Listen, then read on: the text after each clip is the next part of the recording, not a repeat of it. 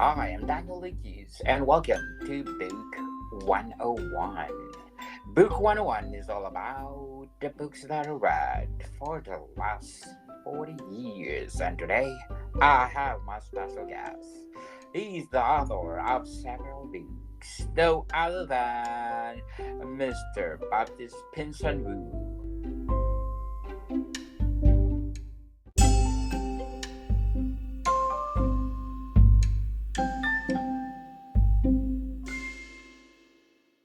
Hello, Baptiste. Danielle. Thank you very much for inviting me on your podcast. Super happy to be here. Yes, thank you so much for your time, Mr. Baptiste. And can you please introduce yourself? Yes, absolutely. So my name is Baptiste Pinson. I'm a French writer, as you might hear from my accent, but I do write in English. And my debut novel came last October. The title was Yellow Sky Revolt. And the third book of the series will soon be released in August, actually. So I write about, so far I write historical fiction novels set in ancient China, and I write from the comfort of my apartment in Tokyo. So it's a bit of a mess, internationally speaking, but this is me, yeah. Did you realize that you're good in writing? So when did I realize I wanted to become a writer, you mean? Yeah. Yes. And then you realize that, oh, I'm good in writing. Oh, I still don't know if I am, to be honest. I hope so. I hope people enjoy my books. I've always uh, wanted to write. I feel like since I learned how to read, even back in primary school, I really loved writing as well. I think there was a very special assignment when I was a kid about writing a story while trying to avoid the same word twice. And I think that's the day I really enjoyed. I realized I really enjoy writing. Now after that, of course, I didn't really write so much until, let's say, my I turned 20 years old, and I don't know. I feel like there was a lot of TV shows and books involved that made me want to write. There was this TV show, Vikings, maybe. Uh, and then there is a particular scene in season 3 or 4, and I watched this scene and I realized, you know what, I would love to write that scene. The choice of angles, the way the characters are moving, that would make a very good chapter in the novel. And from that point, I just started writing my own stuff. So yeah, you could say that was a declic maybe 10 years ago, 10, 15 years ago. Now you're living in Japan. Yep, absolutely. I've been living in Tokyo. Well, I came back to Tokyo 2 years and a half ago, but I also lived in Tokyo from 2014 to 2018, and as well as a semester of during an exchange program during my university years back in 2012. So I've been living in Japan for 6, 7 years altogether. Books are created in Japan. Yep, absolutely. All my books were written. My books that have been published have been written in Japan. Yeah, So all your novels are influenced by Japanese culture. not really, not too much, I would say, except if you consider maybe video games like this. This series I'm writing right now is set in a second and third century China during a time period known as the Three Kingdoms. And the way I discovered this period of time was through video games, and mostly through the franchise Dynasty Warriors, which is a Japanese franchise. So in that sense, I've been influenced by Japan in my discovery of this time period. But after that, no, I lived in China as well, and I would say this influenced this story more than Japan itself. Interesting, Mr. Baptiste. So, who are the authors that really influence you? So my books are pure historical fiction, adventure and action, historical fiction, war fiction, this kind of thing. So obviously the big name there is Bernard Cornwell. So he's by far the writer that influenced me the most, I would say. Now, like I said, I wanted to write for a long time, but I think his book, his series, the Warlord Chronicles, which is a Arthurian series, is that's the series that made me want to really start as early as possible. I remember finishing the first book in this series, The Winter King, and being like, this is perfect. This book is absolutely perfect. I want to one day write something like this. It's also the book that made me realize how far I needed to improve, how much I needed to improve to write something that good. So Bernard Cornwell would be my first big inspiration in terms of writing. Giles Christian is also a big one. He wrote books, two trilogies on that are Viking trilogies. So the Blood Eye and the Rise of Sigurd. I love those two trilogies. And then he wrote as well some King Arthur kind of stories, Lancelot, then Camelot. And the third one I usually mention as an inspiration is Robert Law. So again, he's a historical fiction writer who wrote series on Vikings, then another trilogy on the late years of the Roman Empire. And I find his writing style absolutely amazing. Sometimes a little bit too difficult maybe for to fully appreciate, but no, he's absolutely amazing. Those are the three writers that inspired me the most. So if you describe their writing, what is it, or what are they? It's very gritty. The characters they are not even gray at this point. They can be considered as really dark sometimes. There is no pulling back their punches, as not only the writing itself, it can be pretty brutal, but the characters themselves are not nice guys, and they are really, how to say this, affected by the world they live in. It's usually a very brutal world where you have to fend for yourself and for your closest friends, but anything else is game, basically. I don't know. I think I was inspired by this. Especially Robert Lowe himself was a war correspondent, so he's seen a lot of ugly stuff, and you can find it in his books. So this is the kind of things that you can expect with them. There is a lot of raiding going on, a lot of men fighting men, and all of them are actually pretty brutish. So it's not your typical historical romance fiction, is what I want to say. So in your writing, is there a grittiness too? Oh, I surely there is. Now in the series I'm publishing right now about ancient China, I'm trying to avoid some traps. I don't want to copy them too much. For example, my characters are not swearing much, because I don't think that would sound very Chinese, to use a lot of swear words. They do sometimes, but it's not a regular thing as you can find in Cornwell or Robert Law's book. Now my characters, the story is very gritty, and compared to the original documents on this time period, which are very lyrical, very beautiful, mine is very down to earth. You could say it's gritty. Debut book, Mm-hmm. Hello, Yellow Sky So Revolt. This is the yes, one. absolutely. Yeah, Yellow Sky Revolt is the first book I published. So how did you craft it, Yellow Sky Revolt? Well, first of all, Yellow Sky Revolt is, like I said, it's the first book I published, but it's like the 6 books I wrote. So I have a bunch of books in the waiting line to be published someday, maybe. And I had written a lot of books on Norse mythology just before that.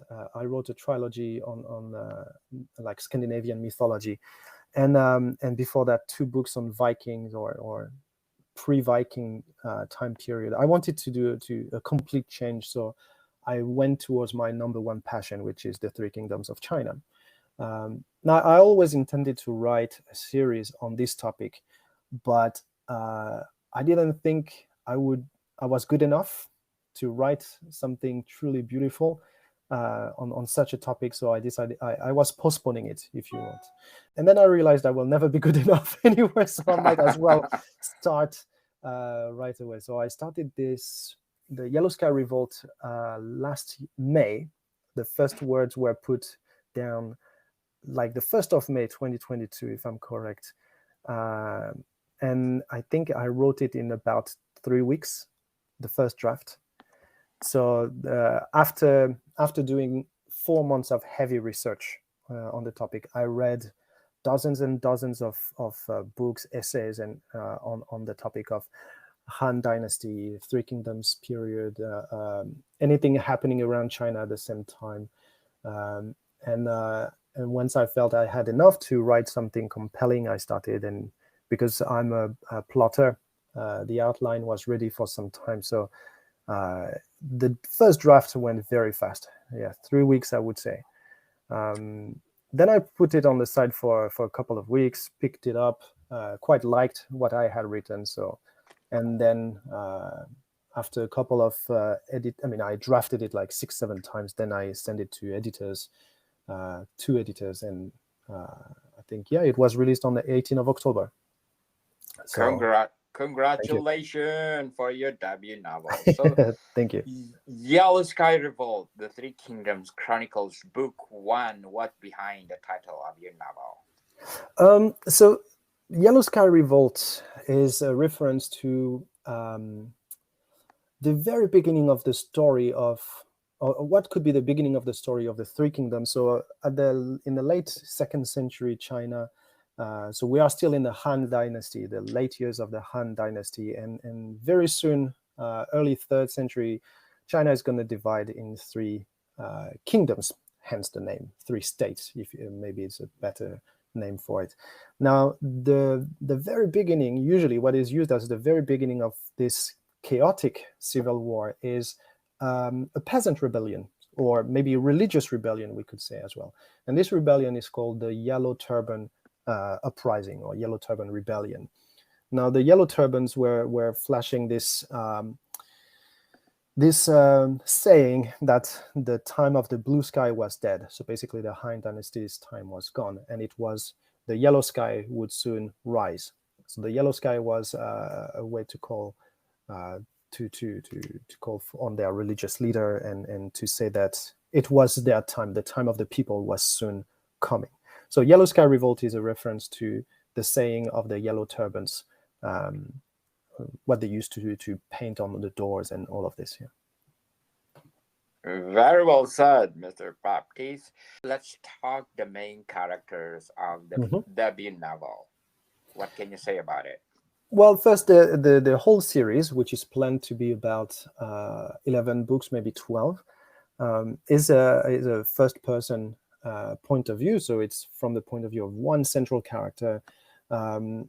If people have read books like The Last Kingdom from Bernard Cornwell, they will feel like it's quite. They will feel familiar with this writing device.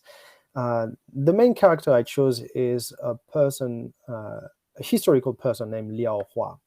Now, Liao Hua was at the end of his life a general of the Shu Han Kingdom, so one of the 3 kingdoms that emerged during this civil war.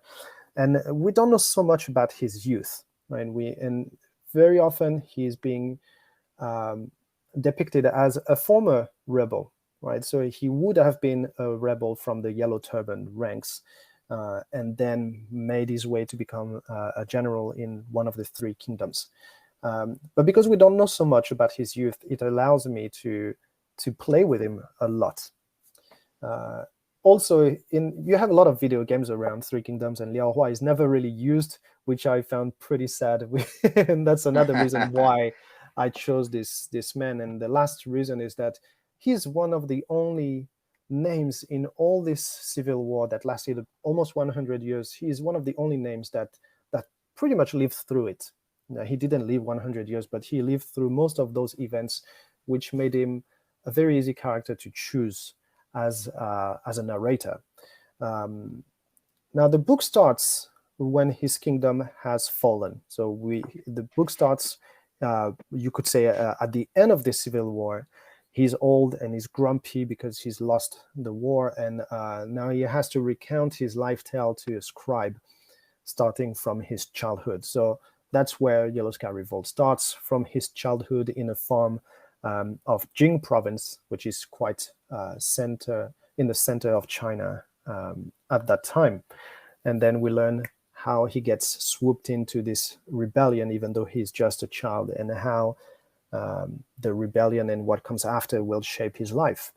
So in the first book, Liao Hua is more of an observer. He's still very young. He doesn't have there is not a lot of action from him, but he's more watching things. Now, of course, that wouldn't be very interesting if he was just here as a spectator. So a lot of things happen to him as well.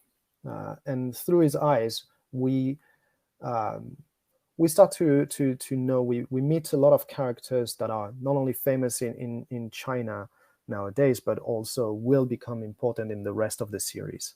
So I think one of my earliest reviews said that this book was really a setter for the rest of the series, and that's exactly what it is. And we learn the very youth of this amazing character named Liao Hua in Yellow Sky Revolt. Interesting, Mr. Baptiste. So what was the biggest challenge you faced while writing this book? So the research was pretty hard, in the sense that a lot of things are recorded in Chinese history about the events, the powerful men, the life in the capital, and all of this. But the daily life of peasants, of farmers, soldiers, or people of small trade, we don't have a lot to go on with. So we don't know very much. We don't know exactly how they lived, and there is not so much related to the architecture. So I had to make do with what I had, and I had to infer a lot of points. I had to imagine how they would have done. I had to find information based on how they lived maybe 200 years later and go backward from there, or maybe check how their neighbors in different parts of the world lived at the exact same moment. So the challenge was to keep things historically accurate without having so much to go to use for this. Now the second big challenge is that the Three Kingdoms is very special because it is a historical period of time, but it also is a very famous novel. In China, it's considered one of the four classics of the Chinese literature. It's called The Romance of the Three Kingdoms, written by Luo Guanzhong in the 14th century. And now this Romance of the Three Kingdoms is more famous than the history itself, but some of the content conflicts between the legend and the history, and I had to make choices. Do I want to stick with history, or do I want to use what people already know from this time period? So that's the difficult part, but that was also the most interesting part, I would say. Yes, very well said, Mr. Baptiste. So before we go on, I want to shout out to the people listening in Japan, the land of the rising sun. Of course, in Tokyo, I got 74% audience share, Miyazaki at 5%, Gifu at 3%, Nara at 3%, Aichi at 3%, Wakayama at 3%, Hyogo at 3%, Kumamoto at 3%, Kanagawa at 3%, and last but not the least, Hokkaido. Arigato gozaimasu. Hi, thank you so much, Japan, for supporting this podcast, because this podcast is created to empower writers all over the world, like Mr. Baptiste Pinson. And we thank you. Yes. So, Mr. Baptiste, what is the best highlight of Yellow Sky Revolt? Well, I really wrote it with two ideas in mind, two readership in mind. The first would be people who already know and love the Three Kingdoms, and I wanted to give them a tale that they never heard of, like give them something new, while at the same time peppering the novel with Easter eggs, so that some of them might recognize, some of them might not.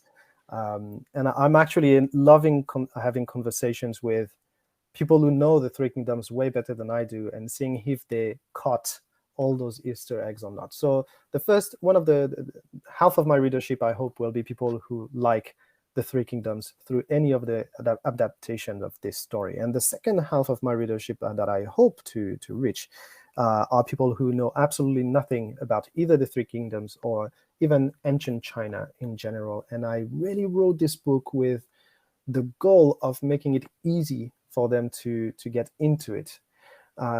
Sometimes when I read books about, for example, ancient Rome or ancient Greece, I found it difficult because the writer has what I would call a burden of knowledge, and those writers want to put too much information. It almost read like a history books, and if you don't have the basic knowledge to read it, you can't appreciate it as much. So I really wanted Yellow Sky Revolt and the books coming after to be easy for people who don't know about China to enjoy them. So sometimes they will feel almost Western. You might even I don't know if you would forget it's set in China, but at least it will never be a bother. So if you want to know more about China and you don't know where to start, I hope this is a very good book to pick up. And if you already know a lot about China, you will still find a lot to enjoy in Yellow Sky Revolt. So the Three Kingdoms Chronicles book, is this good for a series or a motion picture? Oh, that would be absolutely amazing in either case. No, that would be more of a series. I believe.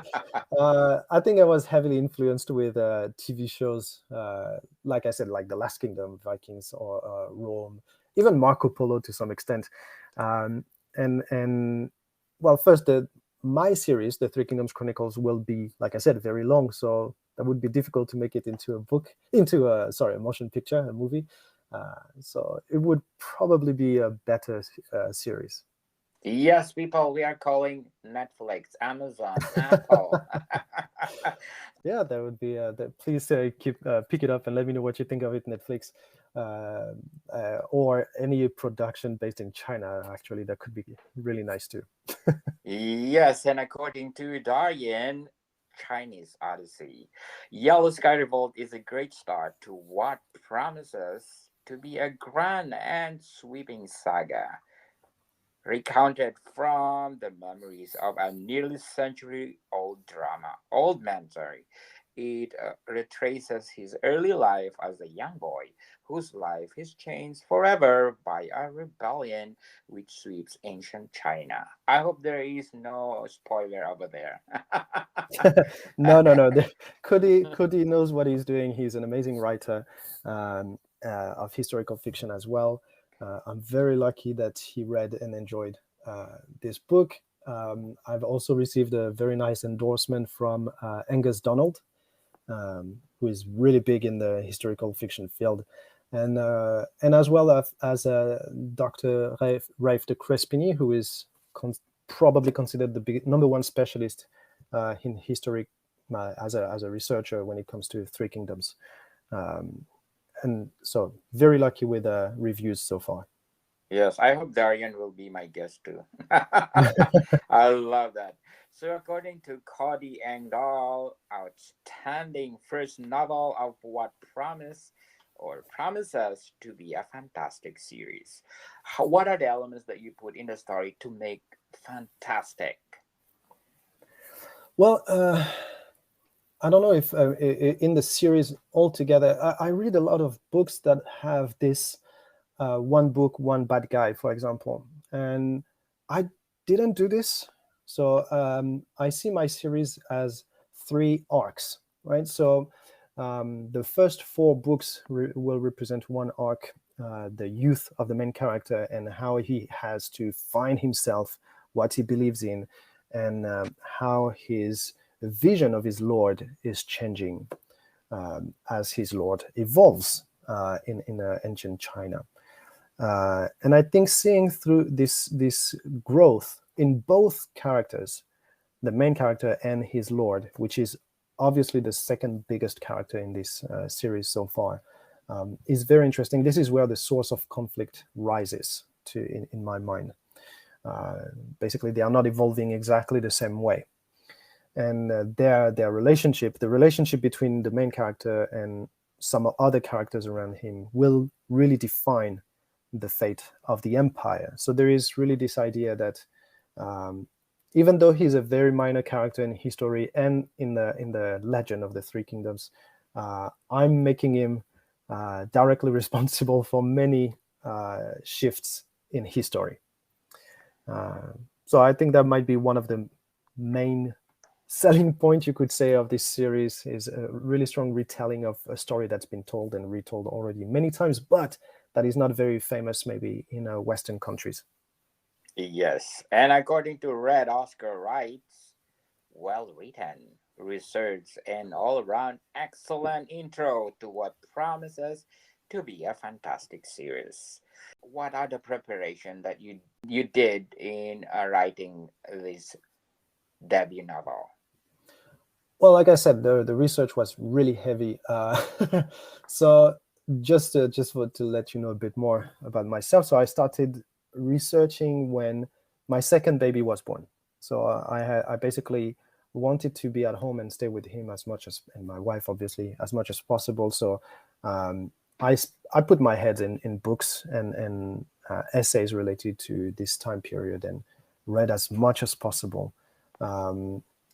And then it was just the outline. Like I said, I'm a big believer in outlining a book, plotting a book. So my plots can be, I think Yellow Sky Revolt's plots was about 5,000, 6,000 words, which is almost a small novella at this point.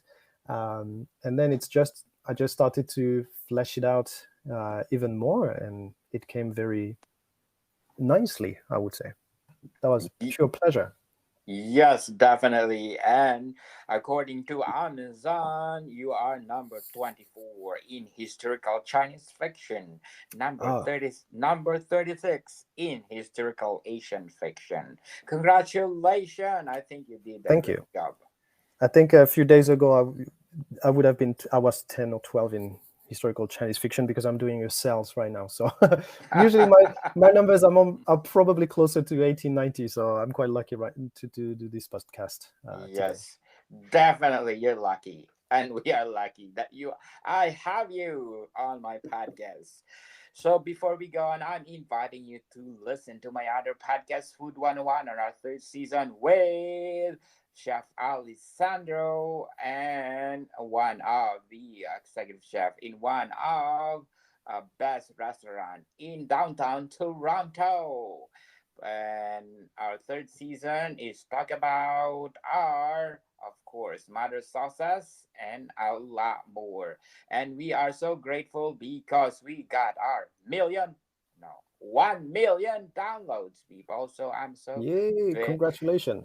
thank you. And please do support if you are supporting my Food 101. Can you please support my Book 101 review? Because this podcast is created empower writers all over the world, people. And plus one more, I have this new podcast called Comedy 101.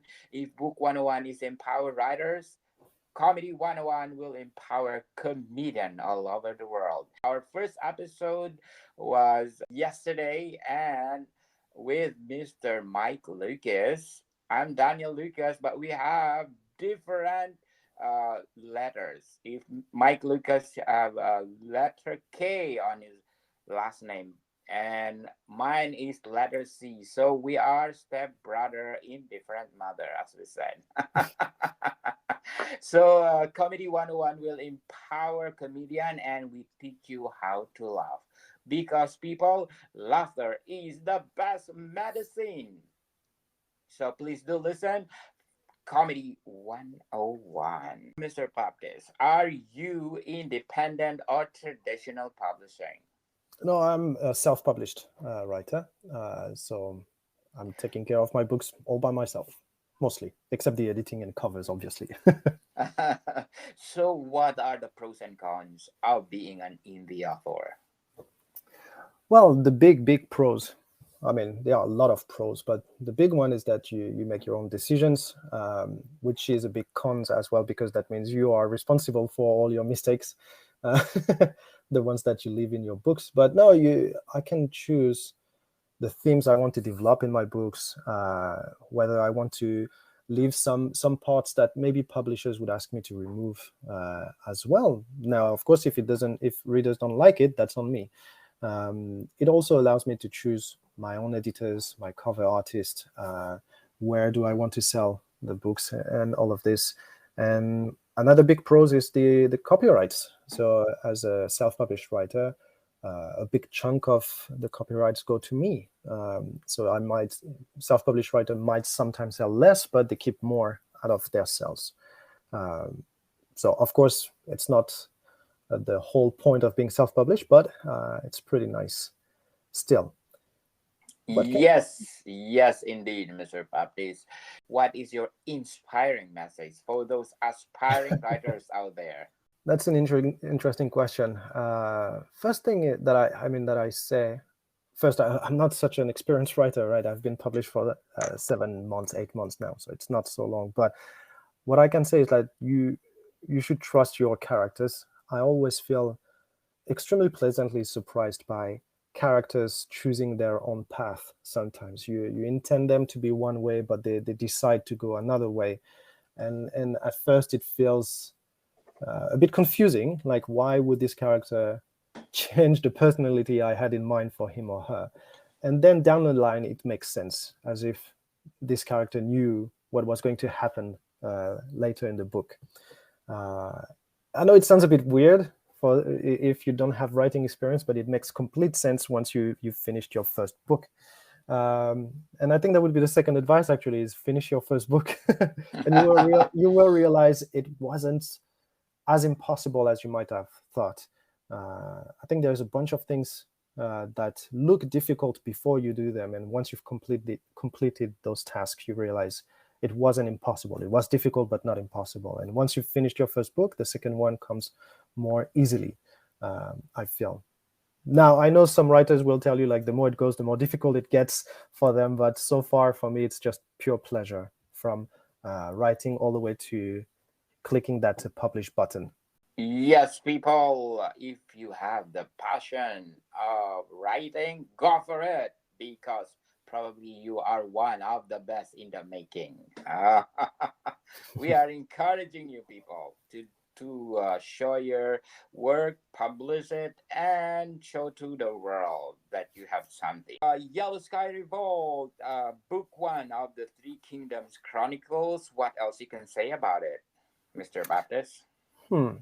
Well, it's the very, very first part of a long series, so please bear with me. There will be a lot of books coming on in the next few months and years, and along with the main series, I publish every 2 months. I share every 2 months bonus chapters that are from secondary characters' point of view with my newsletter. So if anyone liked Yellow Sky Revolt, I suggest they go on my website and subscribe to the newsletter.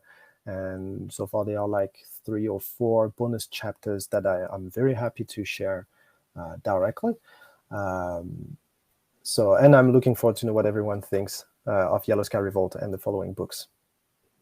Yes, definitely. So this will be a trilogy or a series? No, it's going to be a very long series. Like it will be at least 11 books for the main series.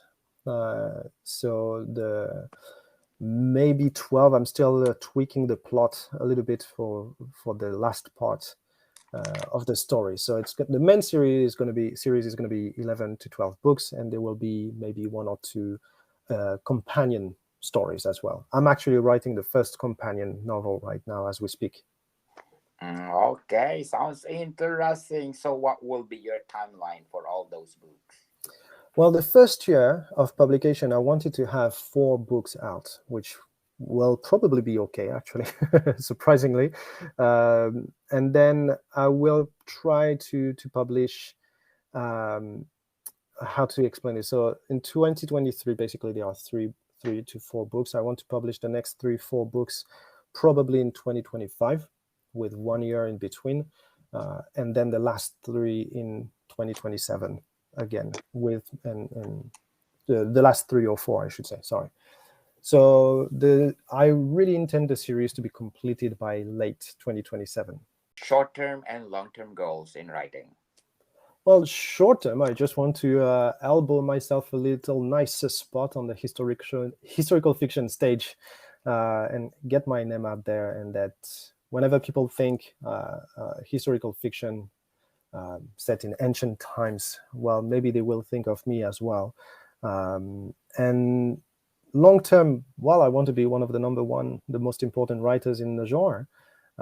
And obviously, I'm going to go above, beyond China, I should say. Like, I'm writing books that are not set in ancient China, but different cultures. So, yeah, I just want to write as much and as long as possible, because I absolutely love it. Well, I was born in Normandy in France, and I stayed there until I was 21. Then I did an internship in China for 5-6 months, which was absolutely amazing. So then during my studies, I managed to go live in Japan a bit. Then China again, I stayed about 2 years. Then, like I said, Japan for 6-7 years. So I've been away from France. Besides a small break in 2019, 2020, I left France 13 years ago, basically, and spent my time either in China or Japan. Mr. Baptiste, can you please invite our listeners to buy all your books? Oh, absolutely. Dear listeners of Book 101, that would be absolutely fantastic if you would kindly consider Yellow Sky Revolt, Heroes of Chaos, and the soon-to-be published Dynasty Killers as your next read. And don't hesitate. Actually, I would love you guys to contact me on Twitter, tell me what you thought of it, and have a little chat about those books or the books that you enjoyed recently. And if I may, I also want to point out that I have a small YouTube channel dedicated to historical fiction called Back in Time Fiction. You may find some reviews that I left of other books, and some interviews of writers of historical fiction, such as Angus Donald, Matthew Harvey, and Stephen M. McKay, among others. Your books are on sale. Yeah, so right now, but they will be until the 7th of June. So depending on when your podcast will air, it might be too late. I will do more sales in the future, probably close to the release of the third book, 10th of August. No, I will publish it today, Mr. Baptiste, the one we have episode today. Yeah. Yes, you can invite them to, to do your sale books on sale. So yeah, obviously the book will be the Yellow Sky Revolt and Heroes of Chaos are both on sales right now for 99 cents or 99p, depending where you live, or even 0.99 euros on Amazon. So hurry up and get on Amazon to enjoy this small sale. Then they'll go back to $2.99 very soon. Yes, people, let's support Mr. Baptiste because the books are phenomenal. According to the readers, yes, it is. So let's support him because if you support him, he will give his best. More books to come, people. Absolutely. That's why I created this podcast, to support in the author, especially. Mr. Baptiste, thank you for your time. My pleasure. Thank you again for inviting me over. Bodycam people, see you soon.